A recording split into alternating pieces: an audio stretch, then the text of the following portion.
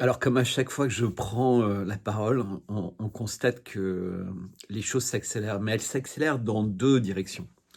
Il y a la direction, très visible, très tragique, tout ce qui concerne, les guerres, les violences aux personnes, les menaces de guerre. Hem, alors on peut parler évidemment de ce qui se passe à Gaza. C'est, toujours terrible de voir, les images qui arrivent et évidemment le non-respect, des accords de paix. Juste, une anecdote horrible, donc le cadavre, d'un des derniers, prisonniers, du dernier prisonnier, israélien a été rendu et pour, identifier, le corps, il y a eu 260 corps de Palestiniens qui ont été transmis à Israël. 260 corps, ça veut dire qu'en fait, 200 Palestiniens ne sont pas comptés dans les morts, parce qu'ils n'ont pas pu être identifiés. Pour qu'un mort soit comptabilisé à Gaza, il faut qu'il soit identifié. Donc il y a eu 260 cadavres qui ont été identifiés sur le lieu d'un bombardement où se trouvait un otage ou prisonnier, ou appelez ça comme vous voulez, et je vais y revenir, israélien. 260 personnes qui n'ont pas été identifiées. Imaginez le nombre. J'ai vu des images de pères qui essayaient de retrouver dans les décombres les os, des membres de sa famille, qui ont perdu la vie, et qui expliquaient que même avec les os, puisqu'ils ne pourraient pas prouver en fait l'identité, eh bien ils ne seraient pas comptabilisés comme morts. Et on lui demande de continuer à chercher, à garder l'espoir, alors qu'il a trouvé les os, dans les décombres de sa propre maison. Il y a les menaces sur, l'Iran, de plus en plus fortes. Donc j'ai expliqué, hein, dans mes différentes vidéos, le cycle. Donc il y a eu une tentative de révolution de couleur, une «hésitation» entre guillemets, de Donald Trump, alors que les avions, israéliens avaient décollé pour le pousser, à agir. Finalement, il a poussé à reculer, parce qu'il n'avait pas réussi à convaincre un certain nombre, d'alliés. Et puis surtout qu'au moment où en fait, la décision, des Israéliens était, semble-t-il, de frapper, eh bien, il y avait eu des manifestations monstres, en Iran. Alors il y a toujours cette propagande. J'ai des personnes qui m'envoient des lettres en disant: «Mais peut-être que vous trompez sur l'Iran, ma femme a croisé quelqu'un dans un avion entre telle ville et telle ville», et la personne lui écrit maintenant désespérément, d'Iran, lui disant qu'en fait, il y a eu des dizaines de milliers de morts, 30 000 morts, que pendant longtemps, elle a perdu son mari, elle ne savait pas où il était, et cetera, et cetera. Et puis quand on demande à la personne qui a écrit, si c'est, lui qui est le contact ou sa femme, il dit: «Non, en fait, c'est, quelqu'un qui, était dans l'avion, qui connaît quelqu'un qui», et en fait, ils ne se rendent plus compte, les gens, à quel point ils deviennent les instruments d'une propagande. Vous savez, c'est comme ces mails viraux où, vous dites, «Il vous arrivera plein de choses bien si vous transmettez le mail à 10 personnes». Bah, là, c'est la même chose. C'est la personne dit: «Je souffre tellement, et cetera. S'il vous plaît, transmettez-le à tous vos contacts parce que vous devenez la dernière voix de l'Iran». Comme si l'Iran avait besoin d'une voix, quand, toute la machine entre guillemets, par exemple en France des BHL et autres, exulte, et éructe sur les plateaux pour dire, tout le mal qu'ils pensent du régime iranien. Et moi je pense pas particulièrement du bien du régime iranien. Je sais juste qu'on a vu ce qui s'était passé en Irak, on a vu ce qui s'était passé en Libye, on voit ce qui se passe actuellement en Syrie, on voit ce qui se passe au Liban. En fait, tous ces pays qui sont censés être libérés, soi-disant, d'affreux, régimes, musulmans, ce qui par ailleurs, est pas toujours, le cas, hein. Eh bien, c'est la catastrophe qui arrive, alors que souvent la vie avant n'était difficile, pas à cause du régime du tout, pas du tout à cause du régime. La vie était difficile uniquement à cause des sanctions et en réalité de la volonté d'un certain nombre de s'attribuer la terre et de s'attribuer les richesses de la terre. On sait que pendant les années qui ont précédé la chute très rapide du gouvernement Assad, 85% du pétrole syrien était confisqué, entre guillemets, par les Américains. Et voilà, et c'est pareil pour ce qui se passe en Irak, c'est en réalité pareil pour ce qui se passe partout. Et c'est ce que les Américains voudraient continuer à rendre encore plus impossible pour le Venezuela. Je rappelle d'ailleurs, à toute fin utile, que l'embargo créé de facto par les Américains au large du Venezuela a des conséquences très très fortes sur Cuba, puisque Cuba recevait l'essentiel de son pétrole depuis le Venezuela, et également pour la Chine, puisque je crois qu'à peu près 80% du pétrole qui sortait du Venezuela, ce qui est très peu en volume, parce que le Venezuela n'a pas pu revoir ses infrastructures pétrolières depuis très longtemps, et ça faisait partie d'ailleurs des projets qui étaient discutés avec la Chine et d'autres pays. Eh bien, la Chine doit trouver des alternatives. Donc, il y a tout un jeu de dupes avec le Canada, etc., etc., des menaces de tarifs, de sanctions. En fait, on voit que tous les pays sont complètement... c'est vraiment comme... Trump est comme un éléphant dans un magasin de porcelaine, sauf que c'est un éléphant qui est en fait une marionnette d'éléphant. Le monde est extrêmement fragile. On voit la montée de l'or, la montée de l'argent. Enfin, c'est complètement délirant. Si vous aviez 50 euros il y a un an à investir en or, aujourd'hui, ça vaut 150 euros. Et si vous aviez 50 euros investis en argent, aujourd'hui, ça vaut 200 euros, voire plus. Et les cours montent très très vite. C'est le signe de deux choses, en fait. C'est pas que les cours montent vite, ça veut dire que les monnaies sur laquelle ces cours sont évalués chutent en réalité. Je veux juste vous donner un exemple simple. La pièce de 50 francs en argent de la fin des années 70 valait 50 francs. Il y avait 50 francs d'argent dans la pièce, il y a un cours assez stable, et l'argent à l'époque valait... c'est une pièce de 30 grammes. Donc le gramme valait 60 centimes pour... pas 60 centimes, 30 grammes, ça valait 1,60 €, pardon. Et 1 franc 60. Donc, c'est l'équivalent de 20 centimes d'euros. Maintenant, le gramme vaut 4 euros. Donc, vous avez vu la différence, c'est 20 fois. 20 fois. C'est-à-dire qu'en ce moment, en ligne, vous pouvez acheter cette pièce qui valait 50 francs français à 160 € et il faut payer par ailleurs le transport. Donc, c'est passé de 50 francs, à peu près 8 euros, à 160 €.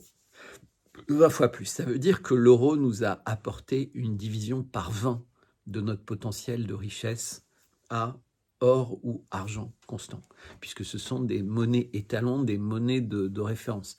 Ça veut bien dire qu'il n'y a plus de référence. Je ne suis pas du tout en train de vous conseiller d'investir, etc. Certains d'entre vous m'avaient demandé ça dans l'intimité.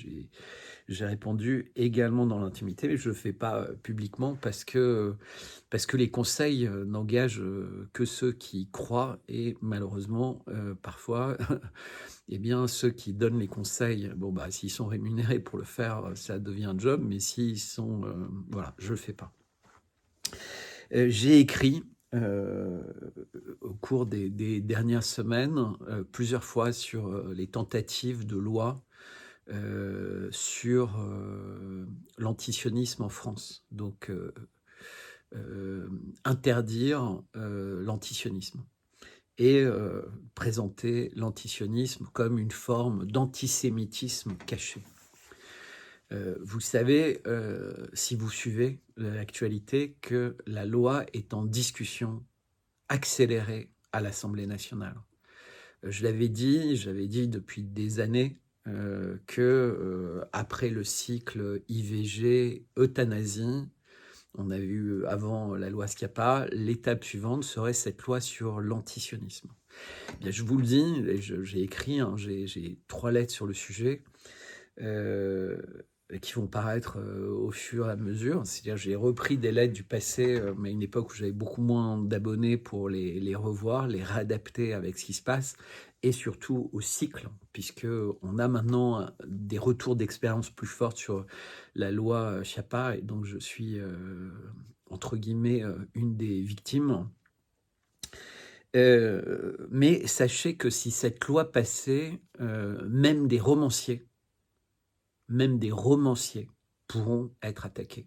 Donc il y a eu tout ce débat pendant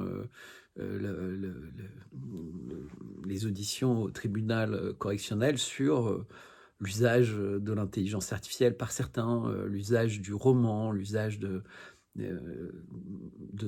contes ou de... Eh bien, en fait, tout ça, il s'est avéré que ça ne protégeait plus du tout. Au contraire, puisque ce sont des lois qui ne jugent plus des faits, elles jugent une intention possible, une perception envisageable, et donc tous les personnes qui étaient cachées derrière l'humour, derrière la littérature, puisqu'elles sont présentées comme cachées, seront maintenant non plus soupçonnées, mais condamnables. Condamnables sur la base d'indices. Donc quand on voit des gens qui sont des criminels endurcis, etc., et qui ne sont jamais condamnés, eh bien, imaginez ce que ça veut dire. 1984, c'est quasiment de la blague.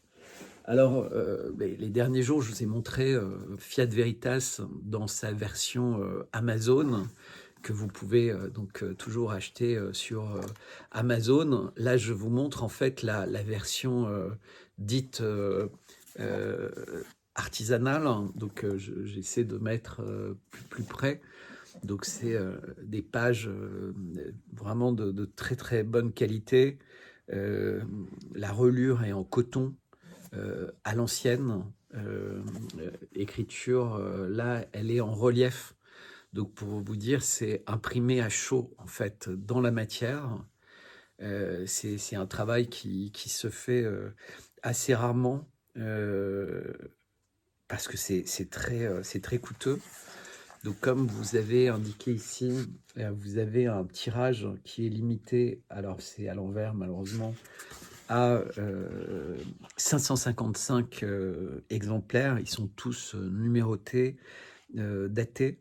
À la fin du livre, puisque ce sont des cahiers cousus, eh bien, il y a 15 pages blanches, et je sais que beaucoup d'entre vous aiment prendre des notes et étaient ravis d'avoir la possibilité d'avoir ça pour compléter, pour des références ou autres, sachant que les caractères sont pas des grands caractères, hein, c'est écrit comme avec les meilleures maisons d'édition. Donc je crois que ça doit être du 12 ou du 13. Mais donc c'est agréable à lire. Le papier est vraiment très très beau. Et voilà, donc il en reste encore pour quelques temps. Mais sachez que le livre est numéro 1 dans plusieurs catégories sur Amazon depuis décembre.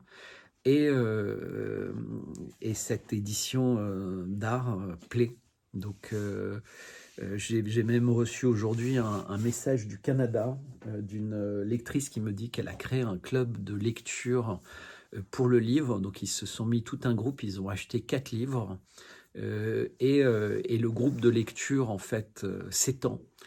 Mais elle a lu déjà le livre, et elle a tellement apprécié qu'elle me commande, donc au Québec, la version artisanale. Qu'est-ce que ça veut dire commander au Québec? Ça veut dire des frais d'expédition importants, un livre plus coûteux, mais surtout le fait que la personne veut l'avoir maintenant pour elle, veut garder pour elle une version de ce livre qui va durer, parce que vous savez bien, vous avez tous acheté régulièrement des livres que vous avez par la suite jeté ou mis dans un coin, que vous n'avez pas fini, vous avez senti qu'encore une fois, vous aviez acheté pour aider quelqu'un, mais c'était pas pour vous aider vous-même, en fait.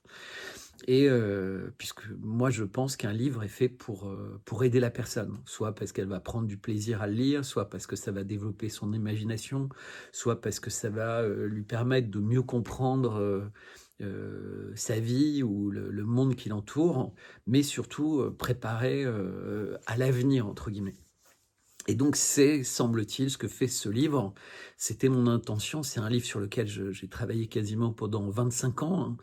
Je n'ai jamais arrêté d'écrire depuis toujours, mais véritablement, c'est après le 11 septembre, au moment où les médias nous montrent les passeports, entre autres celui de Mohamed Atta, hein, qui est un nom que tout le monde a retenu à cause de ça, puisqu'on montrait en boucle sur toutes les télés un passeport. Et c'était complètement fou d'imaginer que passeport dans un cockpit d'avion qui s'est écrasé à je ne sais pas quelle vitesse sur des tours de métal et de verre explosés, avait pu s'envoler comme ça discrètement au sein des poussières et puis aller atterrir un peu plus loin, comme si c'était un avion de papier en fait. Mais c'était passé, pas par moi, puisque immédiatement j'en avais tiré toutes les conclusions utiles. Et puis après, bah, évidemment, les preuves s'étaient accumulées, ou pas forcément les preuves, les indices, puisque on a toujours des doutes tellement ça paraît énorme. Mais bon, quand le Patriot Act, 2 jours après, passe et qu'on comprend ce qu'est le Patriot Act, etc., on voit bien que les doutes étaient infondés.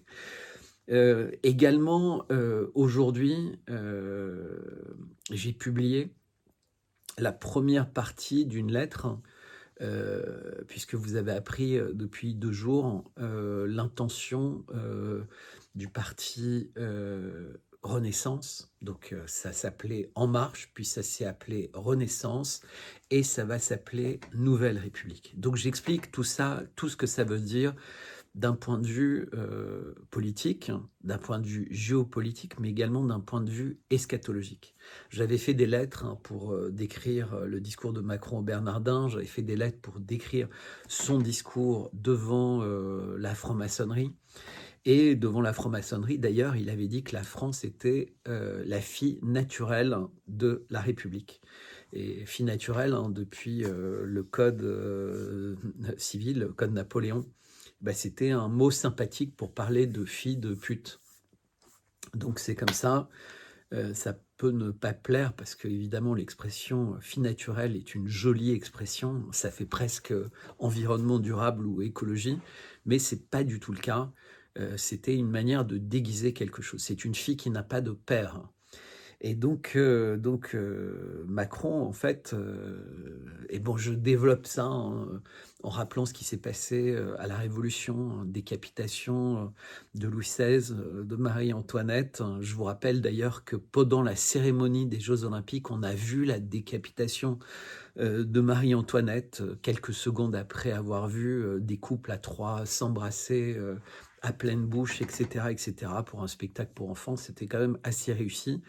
Et c'était un spectacle vraiment à nouveau qui était annonciateur de ce qu'on vit maintenant. Donc, que dire de plus? Au cours des derniers jours, bah, j'ai beaucoup parlé de Donald Trump, j'ai essayé d'expliciter un peu les choses.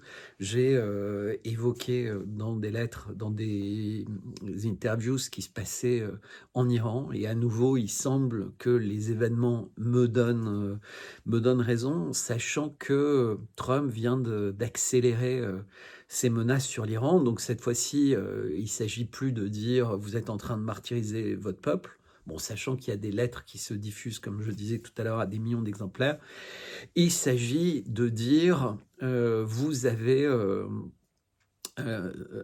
un programme nucléaire, c'est intolérable, donc vous devez complètement supprimer votre programme nucléaire. Là, il est en train quand même de s'adresser à un pays de 90 millions d'habitants qui existe depuis la nuit des temps, puisque l'Iran, c'est la Perse. Et même en tant que tel, l'Iran, c'est un pays qui a donné le droit de vote aux femmes depuis 50 ans. Donc, c'est pas du tout un pays dans lequel les femmes ont moins de problèmes. Elles conduisaient, ce sont les chefs dans la famille. Je ne veux pas critiquer l'Arabie Saoudite, mais l'Arabie Saoudite est le grand allié. Les femmes n'ont pas du tout, aujourd'hui encore, des droits qui s'approchent même des droits de la femme iranienne. Tout ce qu'on raconte sur l'Iran est très exagéré. Alors, je vous évoquais cette lettre complètement ridicule qui circule, mais surtout, l'Iran est un immense réservoir de pétrole, un immense, énormissime réservoir de gaz, très très peu exploité, très peu exploré, compte tenu de toutes les sanctions et des efforts qu'a dû faire l'Iran depuis très longtemps pour se préparer à se défendre et avoir un peu une capacité de dissuasion. Mais évidemment, personne n'a de dissuasion efficace face à la puissance réunie d'Israël et des États-Unis, déjà omniprésents dans cette région, mais qui ont apporté au cours des derniers mois énormément de moyens supplémentaires, sachant qu'il y a aussi beaucoup de moyens qui sont basés en Europe, hein, donc surtout en Angleterre ou ailleurs, et on sait très bien que les espaces aériens seront complètement ouverts, puisque aucun pays de l'Union européenne ne semble avoir la moindre sympathie, entre guillemets, pour l'avenir de l'Iran en tant que nation, en tant que peuple souverain, puisqu'on est toujours, semble-t-il, les plus à même de décider ce qui est bien pour les peuples dont les dirigeants ne nous plaisent pas ou ne nous plaisent plus, parce que en ce qui concerne l'Iran, c'est quand même nous qui avons installé ce régime en place. Je vous rappelle que l'ayatollah Khomeini était en France chouchouté à Neuf-le-Château pendant des années, et c'est la France qui l'a amené au moment de la Révolution pour faire en sorte que ce soit lui qui puisse prendre le pouvoir et pas les gens qui avaient fait la Révolution sur le terrain. Ce serait intéressant, d'ailleurs, peut-être un jour je ferai une vidéo pour parler de Mossadegh, et son renversement, puis un chat très sympathique, mais qui finalement devenait moins sympathique et qui a été, entre guillemets, renversé avec l'aide des puissances occidentales. J'ai aussi fait une longue lettre qui a été très appréciée sur ce qui s'est passé à Crans-Montana, et les liens avec tout ce qui arrive depuis à Emmanuel Macron et ses annonces, la Nouvelle République, le World Economic Forum en Reban, où il était vraiment accueilli comme la star numéro 1, beaucoup plus que quelqu'un comme Donald Trump, mais toujours cette erreur d'interprétation de la plupart des gourous de la résistance française qui prétendent depuis 7 ans qu'il va tomber bientôt, qu'ils ont des indiscrétions, alors qu'en réalité, il n'est pas du tout sur le point de tomber. Mais comme tout le monde veut prendre ses rêves pour réalité, ben voilà, c'est très compliqué. Je continue à recevoir, et même quand je fais des conférences, des tas de personnes qui m'expliquent que, évidemment, je n'ai rien compris à ce qui se passe en France et que Macron va sauter. Mais à la question qui va le remplacer, les mêmes ne savent pas, puisqu'ils comprennent bien que Bardella se ferait balayer par n'importe qui, même s'il est haut dans les sondages. Et ils comprennent bien, ou alors ils n'ont pas du tout suivi le procès en appel, que les chances de Marine Le Pen sont relativement faibles d'être relaxées, puisqu'elle a même elle-même reconnu, entre guillemets, les faits qui lui étaient reprochés, mais avec un argument de bonne foi. Bon, argument de bonne foi qui, de temps en temps, sert, mais est-ce que ce sera le cas cette fois-ci ?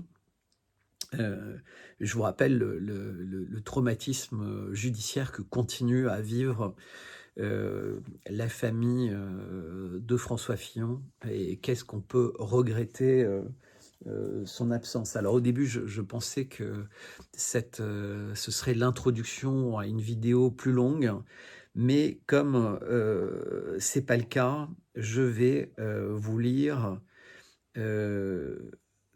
un passage du livre. Peut-être, puisque je viens de parler d'Emmanuel Macron, je vais vous lire un passage. Ah non, tiens, je vais vous lire page 341, un passage sur les sociétés secrètes et la gouvernance invisible du temple à Davos. Ce qui se cache le mieux n'est pas le pouvoir, mais la croyance qu'il n'existe pas.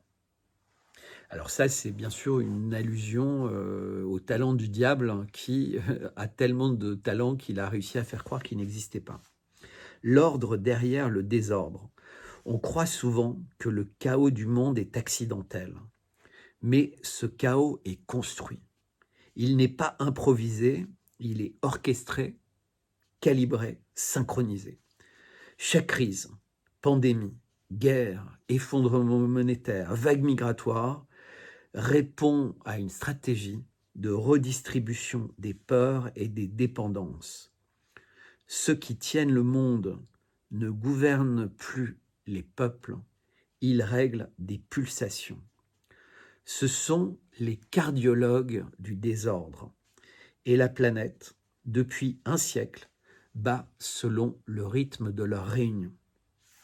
Du temple à la banque, tout commence au temple, non pas seulement celui de Jérusalem, mais le symbole du temple, le lieu où le spirituel et le temporel s'embrassent dans la pierre. De cette fusion originelle est née une idée, que le secret protège le pouvoir et que la connaissance ésotérique autorise la domination. Les ordres templiers, puis maçonniques, puis financiers ont gardé cette architecture. Un centre invisible, des cercles concentriques, une hiérarchie de savoir. Avec eux, le savoir ne libère pas. Il asservit celui qui n'en connaît pas les limites. Les loges ont changé de nom. Les colonnes de Salomon sont devenues des tours de verre. Les serments murmurés ont laissé place aux Non-Disclosure Agreements. Mais l'esprit reste le même, la conviction d'appartenir à ceux qui savent.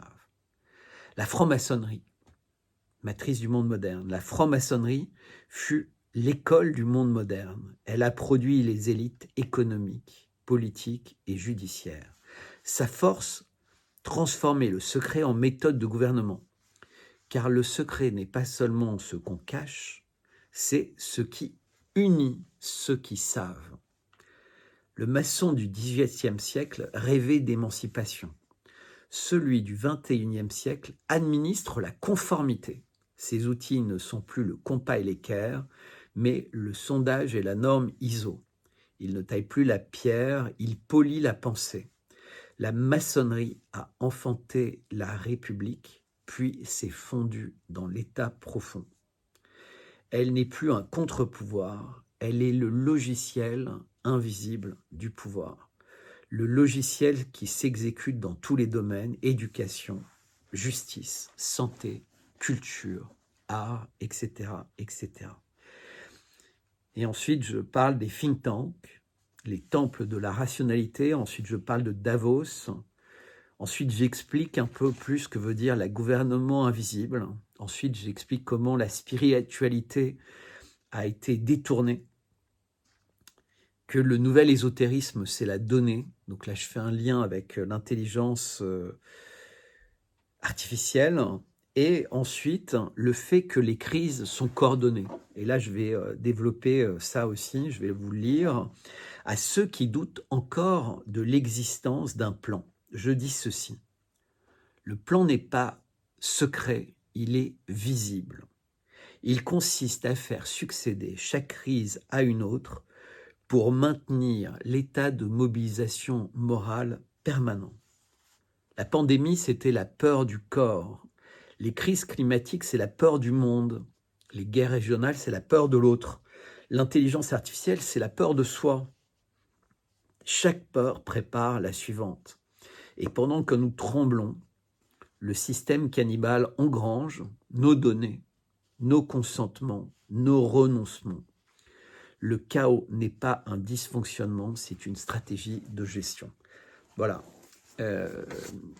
Donc c'est pour vous dire, c'est un livre qui est dense. Je n'essaie pas de délayer pour faire des pages. Au contraire, si vous lisez les commentaires, si vous interrogez des gens qui ont lu le livre, mais qui ne sont pas là qui lisent vraiment, eh bien, vous verrez, vous aurez une forme d'unanimité. Alors, pour me commander, en fait, la version art, qui arrive dédicacée, qui arrive avec un dessin de ma main, qui arrive avec une citation du livre, et tirée du livre, un peu au hasard, vous savez. C'est sympa, même des soirées où vous êtes avec des amis et vous voulez faire un jeu, eh bien, vous ouvrez le livre au hasard et vous pouvez débattre de la phrase ou du texte sur lequel vous êtes tombé. Parce que vous imaginez bien que toutes ces choses, je présente mon analyse, ma vision, mais chacun peut avoir une expérience, un contexte de vie différente et qui justifie un échange qui ne permet pas, entre guillemets, d'imposer ses vues, une manière de voir, etc. Euh, Au contraire, c'est un peu comme une boussole, mais quand vous avez une boussole, eh bien la boussole, elle vous indique le nord magnétique.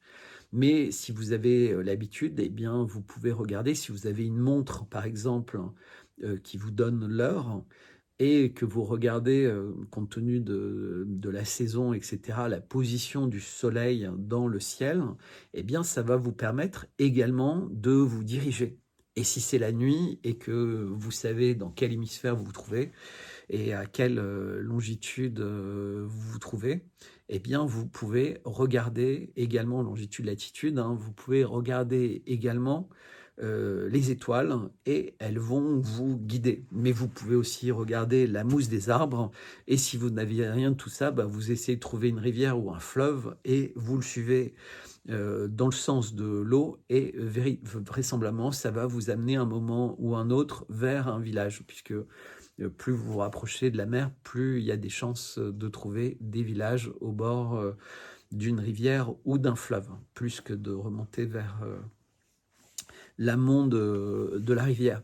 Voilà, donc j'insiste vraiment pour vous recommander et je le fais d'autant plus volontiers que bah, je ne paye pas de pub pour le livre, nulle part. Je ne suis pas rentré dans une logique d'en envoyer des dizaines aux différentes rédactions pour que elles m'invitent à lire ce livre. Même certaines personnes auxquelles je l'ai envoyé, parce que je les pensais amis, bah, n'ont pas réagi en proposant de passer dans une de leurs émissions. Donc je ne le fais pas. Je fais confiance aux livres, je fais confiance aux bouche-oreilles. C'est ce que je vous expliquais, ces groupes de lecture qui se créent, ces groupes de personnes qui décident à plusieurs bah, de prendre le livre et au fur et à mesure, eh bien, les différentes personnes décident que c'est un livre qu'elles veulent avoir.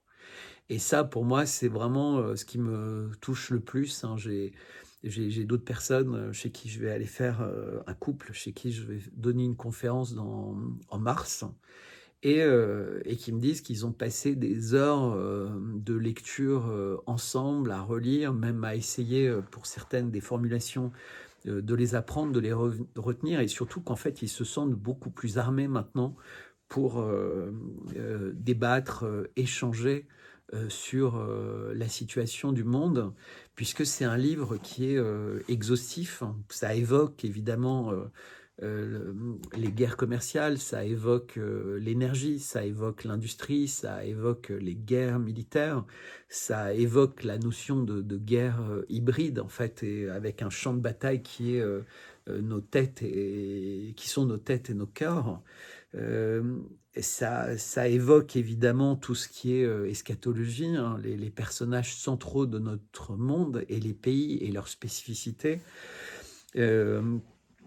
Ça évoque évidemment le Covid, ça évoque le climat, ça évoque la conquête de l'espace, les réseaux sociaux, la DSA, ça évoque le procès avant même le verdict, puisque le livre a été publié en décembre. Donc vous imaginez que c'est des pages qui étaient écrites depuis bien avant.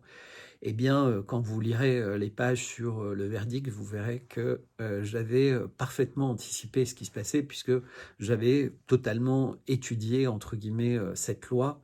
Et j'avais bien compris aussi, en entendant certaines personnes qui ont eu à faire face à d'autres lois finalement assez similaires, qu'à un moment, en fait, les juges ne jugent plus par rapport aux faits, ils ne jugent plus par rapport aux actes, mais ils jugent par rapport à des lois qui n'auraient jamais dû passer. Et donc, pourquoi souvent elles passent? Elles passent parce qu'au moment d'être votées, il y a un choc dans l'opinion publique, il y a un choc qui touche évidemment les législateurs, donc les députés et les sénateurs, qui se laissent avoir, qui ne proposent même pas d'amendement et ce sont des lois qui sont censées être moralisantes, ce sont des lois qui sont censées améliorer la sécurité, ce sont des lois qui sont censées défendre les plus faibles. Finalement, ce sont des lois qui sont utilisées par les plus forts, par les plus habiles. Et malheureusement, les juges sont devant le fait accompli. En fait, on leur demande de juger, on ne leur demande pas de faire les lois ou de changer les lois. On leur demande de juger par rapport aux lois. Donc moi, je ne peux pas véritablement émettre un avis très critique sur ça, même si, voilà, on sait bien, c'est comme un militaire, c'est comme un juge. Quand on leur demande de trancher sur quelque chose qui, en leur âme et conscience, n'est pas convenable, ils ne doivent pas le faire. Bon, ils le font tous. C'est ce qu'on appelle les rouages. On sait bien que le nazisme n'a existé que parce que chacun a accepté d'être un rouage en disant, voilà, moi j'ai juste fait mon travail tel que je dois le faire. Et voilà. Et c'était pareil dans la Russie bolchevique. Alors d'ailleurs, ça me permet de faire une autre transition sur un sujet que je vais traiter. Je vais finir une lettre que j'ai faite également, dans laquelle je me pose une question incroyable. Comment les plus grands drames de l'histoire de l'humanité ont pu être créés euh,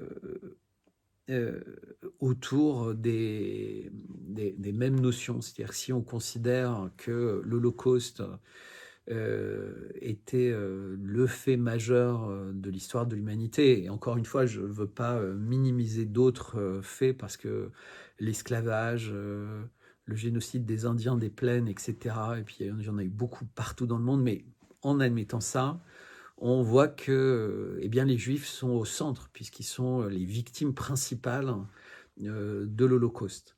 Et on a, à l'inverse, sous la période bolchevique, la première loi qui est passée par les bolcheviks, c'est une loi qui criminalise l'antisémitisme, et qui le criminalise à tel point que quelqu'un qui pourrait être jugé antisémite aurait pu être, et il y en a de très très nombreux, qui ont été tués, condamnés à mort, voire même tués de façon très expéditive.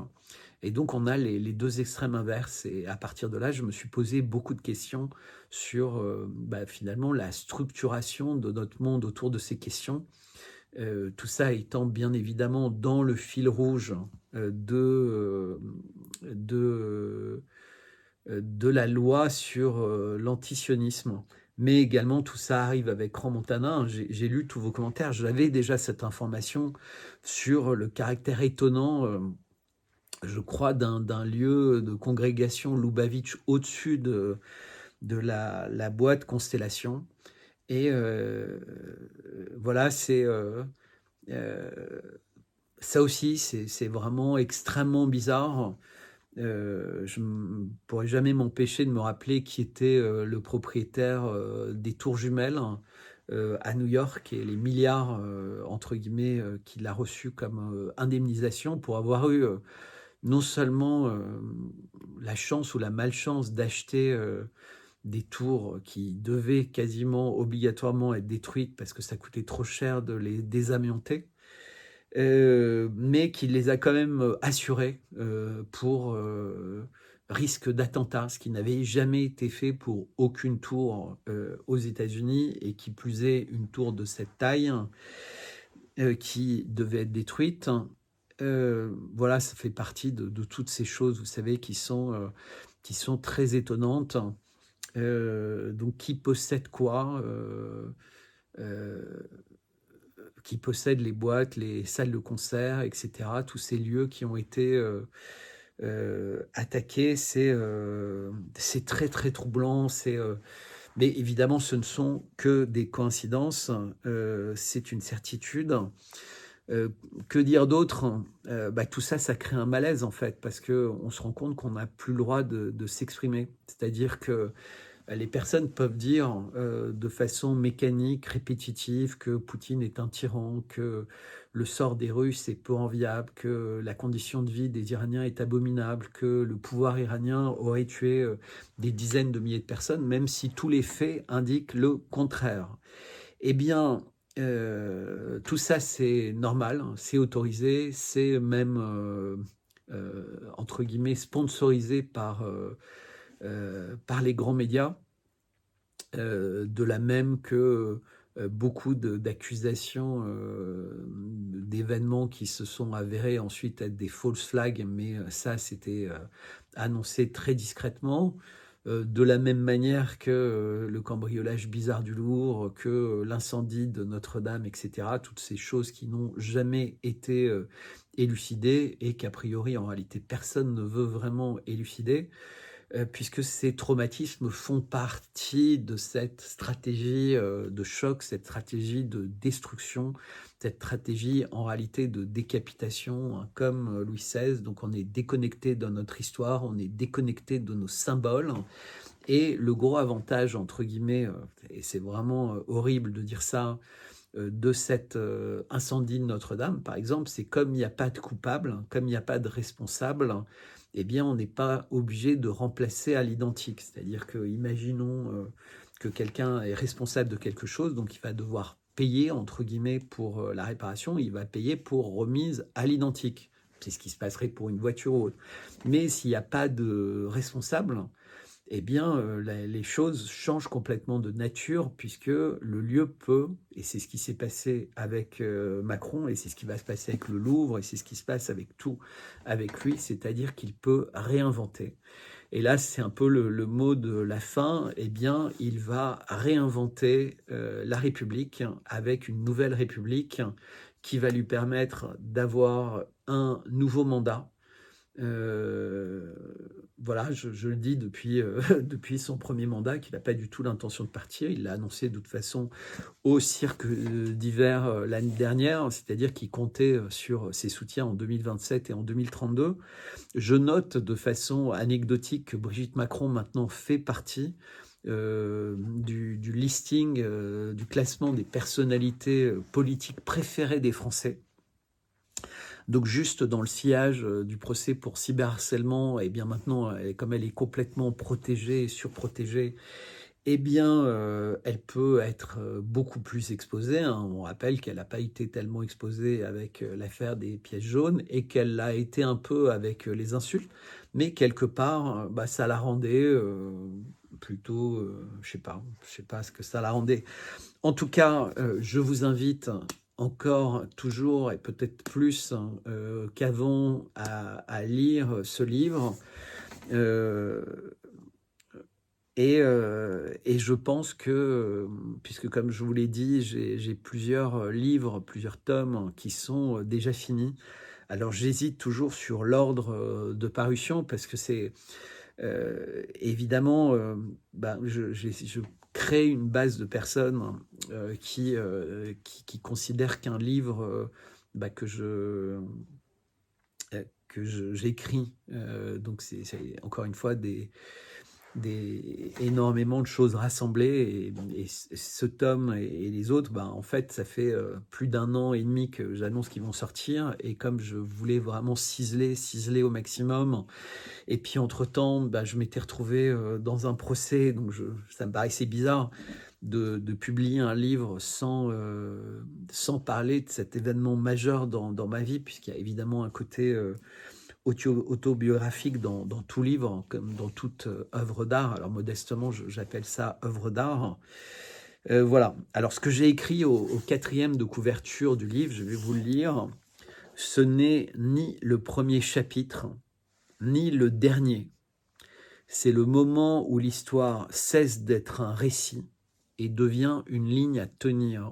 Et vraiment, je vous le dis, je vous encourage pas tous à vous lancer comme moi là-dedans, parce que c'est vraiment une folie. On devient un fantôme pour ses proches, on devient un fantôme pour sa famille parce que si vous êtes comme moi, vous y consacrez tout votre temps, vous y consacrez toute votre vie, puisque vous considérez que c'est quelque chose d'important, que c'est quelque chose même d'essentiel.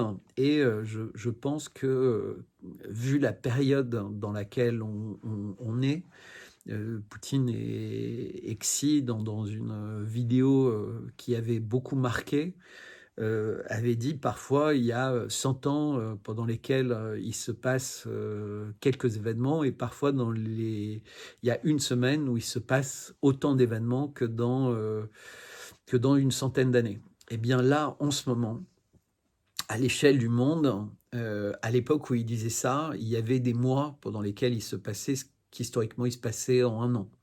Puis des mois pendant lesquels il se passait ce qui se passait en 2 ans. Là maintenant, on est à l'échelle de semaines dans lequel tout ce qui se passe sera aussi traumatisant pour l'humanité entière que ce qui pouvait se passer en 10 ans. C'est-à-dire que, et c'était mon introduction et ce sera vraiment ma conclusion, il y a le brouhaha qui nous occupe. Alors désolé, hein, dès le début de la crise agricole, je vous ai dit, c'était pas par défaitisme, que tout ça c'était une mascarade, que ça a lieu chaque année, et que chaque année il y a les mêmes trahisons internes, il y a les mêmes trahisons externes, il y a les mêmes fausses promesses, mais surtout il y a la même incapacité à faire face au rythme politique, au rythme législatif, des engagements européens, etc. Vous avez les hommes politiques qui viennent à côté des paysans pour se faire voir, mais qui de toute façon votent à l'inverse de ce qu'ils ont dit aux paysans dès qu'ils sont là. Et pareil que Macron qui dit finalement je suis contre le Mercosur, mais il le dit à un moment où il est sûr de toute façon que le Mercosur passera et il s'assure derrière les paravents que ce sera le cas. Mais ça lui permet de continuer à avoir ce petit côté entre guillemets sympathique, d'avoir l'illusion que c'est quelqu'un qui écoute les Français. Mais il y a bien des raisons pour le Mercosur. Et croyez-moi, c'est aussi une manière de continuer à avoir une Europe qui peut montrer les muscles à la Russie et qui a l'air, pour beaucoup de personnes aux États-Unis, d'être un acteur fort, d'être un acteur déterminé. Et donc, quand Trump commence à se disputer avec l'Europe, on lui dit attention, non, non, surtout pas, etc. Donc les choses sont nettement moins simples, nettement moins lisibles que beaucoup voudraient le dire. Je vais pas revenir sur toutes les thèses que je vois à droite à gauche. Ce que j'essaie de dire, c'est que en réalité, le danger, il n'est pas dans ce qui est visible. Il n'est pas dans ce brouhaha. C'est ni là qu'il y aura la solution, ni là qu'il y a les problèmes majeurs. Les problèmes majeurs, c'est les lois. La loi Schiappa en a fait partie. La loi sur l'antisionisme, vraiment, ce sera le dernier clou du cercueil, croyez-moi. Et je pense que quand vous aurez lu ma lettre sur le sujet ce week-end, mais déjà les préliminaires avec ma lettre sur la Nouvelle République d'aujourd'hui, et une deuxième partie ce soir, puis demain, les prémices de ma lettre sur cette loi sur l'antisionisme, encore une fois, c'est un sujet que j'ai déjà traité plusieurs fois. Puisqu'il y a eu diverses tentatives, soit depuis le Sénat, soit depuis l'Assemblée à faire passer. Ce que j'essaie de dire, c'est que ces lois sont beaucoup plus dangereuses. De la même manière que pour le Covid, les choses les plus dangereuses, c'était pas ce qui était montré, c'était pas le nombre de morts, etc. C'était les changements de définition. Changement de définition du mot vaccin. Les molécules qui devenaient interdites. Changement de possibilité pour les médecins de prescrire en dehors de ce qu'on leur imposait, etc. Changement de manière de budgéter la communication sur la solution qui était censée être la solution définitive pour retrouver une vie normale. Et tout ça, ça a nécessité beaucoup de stratégie. Mais la clé au début, c'était véritablement le changement de définition. Et c'est là ensuite où le piège se met en place, puisque On parle de vaccination, on parle de solutions miracles, etc., etc. On sait tous très très bien que ce n'était pas du tout le cas. Mais bizarrement, et ça c'est aussi un sujet de mes lettres en ce moment, eh bien il y a un premier cercle de personnes autour d'Emmanuel Macron qui sont vraiment les rouages centraux de ce système, qui sont des gens intelligents, qui sont des gens que j'ai côtoyés, que j'ai vus, etc. Et je ne comprends pas comment ils acceptent encore aujourd'hui d'être les artisans de cette mécanique. Ils comprennent que tout ce qui a été dit sur le climat, c'était n'importe quoi. Ils comprennent que ce qui se passe en Ukraine n'a rien à voir avec ce qu'on leur a dit. La corruption qui est complètement endémique. Comment se fait-il que toutes les chaînes de télé, les réseaux sociaux aient supprimé en fait tout ce qui datait d'avant 2014 et qui montrait le niveau incroyable de corruption, mais aussi la naïveté de certains qui ont cru que, par exemple, c'était Trump qui était à la manœuvre pour faire tomber Zelensky dans les affaires de corruption. Et moi, j'avais dit, mais j'étais un des seuls à dire, non, non, il n'y a aucune chance qu'il tombe. Je me rappelle, tout le monde disait qu'il allait tomber, que c'était fini, etc. C'était la 5e fois que tout le monde disait que Zelensky allait tomber. Moi, je disais, non, tant qu'il est utile à Macron, vu que c'est Macron qui tire toutes les ficelles, il va tenir. Mais voilà, c'est impossible d'être une voix seule qui vous fait comprendre en une vidéo toutes ces choses-là. Donc il y en a comme toujours qui vont être très fâchés entre guillemets que j'ose toucher leur vache sacrée de l'analyse géostratégique, géopolitique, psychologique, psychiatrique, etc. Je m'en fous. Je m'en fous parce que voilà, le temps me donne invariablement raison. J'ai vraiment petit à petit prouver le sérieux de mes analyses, le sérieux de la clé eschatologique pour comprendre, mais surtout pour déjouer au maximum les pièges.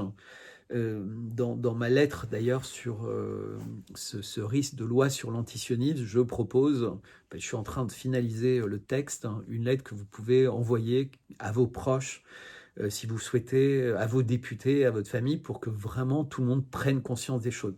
Il faut savoir que certaines lois, une fois qu'elles sont passées, on ne peut pas revenir en arrière. C'est-à-dire qu'aucun gouvernement jamais ne sortira l'IVG de la Constitution. Aucun gouvernement jamais ne reviendra en arrière sur l'euthanasie. Aucun gouvernement ne reviendra jamais en arrière sur la loi Schiappa. C'est comme ça. C'est l'histoire a montré qu'il y avait toujours, au contraire, des nouvelles options.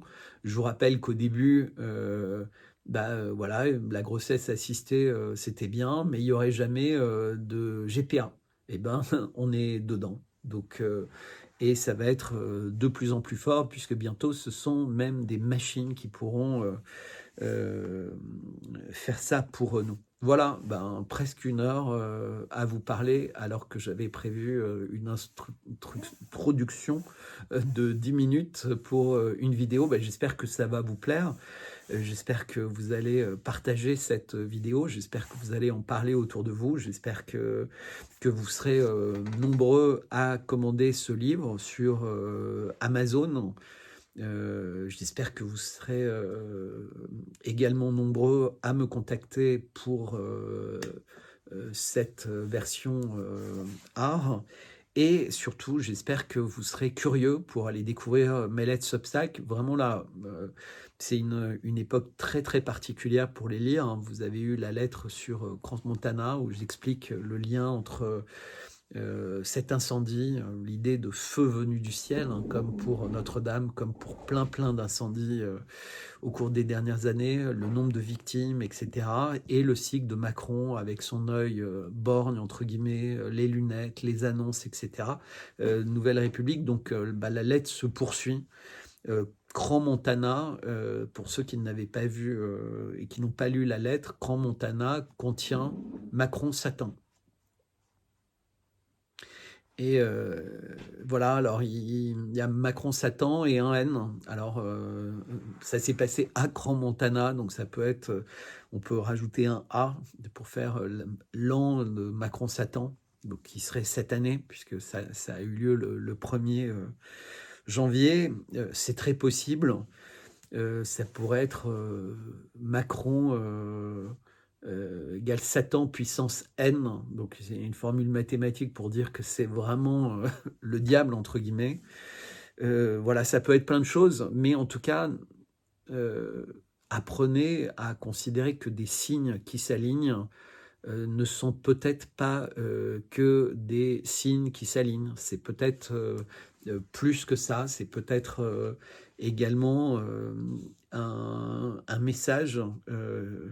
Nos ancêtres, vous voyez, quand les hirondelles commençaient à voler bas, que c'était un signe que l'hiver arrivait. Ils voyaient quand les jonquilles commençaient à sortir du sol ou ceci, cela, qu'on était vraiment dans l'hiver. Ils voyaient beaucoup de choses dans les signes de la nature, mais nous, bizarrement, on n'a plus envie de voir et de ressentir quoi que ce soit. On a envie d'attendre que d'autres personnes nous le disent, que les grands médias nous le disent, etc. Mais quand vous savez que tous ces médias appartiennent aux mêmes personnes, ils ont les mêmes intérêts qui ne sont pas vos intérêts, qui ne sont pas mes intérêts, qui ne sont pas les intérêts des générations futures, eh bien, réapprenez par vous-même à voir, à lire les signes et à leur faire confiance.